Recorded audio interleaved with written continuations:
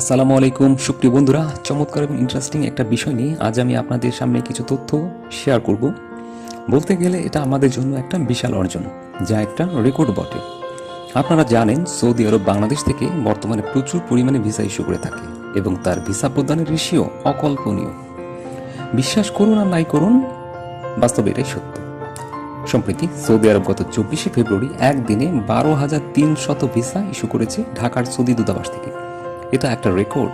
আজ বুধবার 2রা মার্চ ঢাকায় সৌদি দূতাবাসে আয়োজিত এক সংবাদ সম্মেলনে এসব কথা জানান ঢাকার নিযুক্ত সৌদি আরবের রাষ্ট্রদূত এসা আল দুহাইলান। তিনি আরও জানান, গত 5 বছরে 14 লাখ ভিসা ইস্যু করেছে ঢাকার সৌদি দূতাবাস। তবে করোনাকালে ভিসার হার কমে গিয়েছিল। বর্তমানে এখন ভিসা ইস্যু আবার বেড়েছে। গত সপ্তাহে সৌদি দূতাবাস 38,000 ভিসা ইস্যু করেছে, আর একদিনে গত 24 ফেব্রুয়ারি 12,300 ভিসা দেওয়া হয়েছে। এছাড়াও সৌদি রাষ্ট্রদূত বাংলাদেশের সৌদি বিনিয়োগ আরও বাড়াতে আগ্রহ প্রকাশ করেছেন। পৃথিবীতে যত দেশ রয়েছে তার মধ্যে সবচেয়ে বেশি বাংলাদেশি কর্মী অবস্থান করে থাকে সৌদি আরবে, এরপর মধ্যপ্রাচ্যের অন্যান্য দেশেও কর্মী অবস্থান করে থাকেন। তাই যারা সৌদি আরব যেতে আগ্রহী আছেন তারা দ্রুত পদক্ষেপ নিন।